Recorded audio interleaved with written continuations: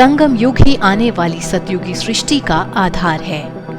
इसी युग में परमपिता शिव परमात्मा मनुष्य आत्माओं को ज्ञान और सहज राजयोग की शिक्षा देकर नर को श्री नारायण एवं नारी को श्री लक्ष्मी बनाते हैं और फिर से उसी सतयुगी सृष्टि की रचना करते हैं। इसके साथ ही प्रकृति का महापरिवर्तन शुरू होता है, जिसके बारे में शास्त्रों में कहा गया है कि भगवान शिव जब तीसरा नेत्र खोलते हैं तो विनाश होता है।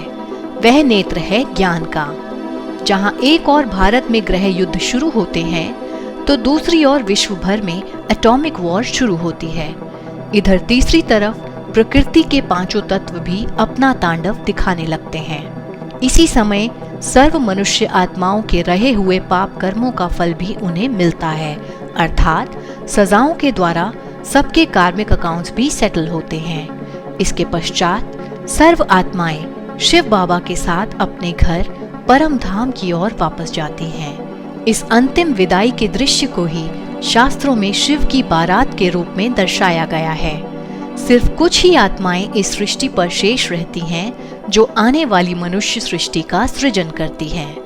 इस महाभारी विनाश के समय को ही शास्त्रों में महाभारत का नाम दिया गया है, जिसमें एक और अक्षौहिणी सेना तो दूसरी ओर 5 पांडव दिखाते हैं जिनके साथ स्वयं भगवान थे। तो 5 पांडव अर्थात मुट्ठी भर लोग जो विनाश के समय शिव बाबा के साथ प्रीत बुद्धि होते हैं, तो दूसरी ओर अक्षौहिणी सेना अर्थात पतित और विकारी दुनिया के मनुष्य।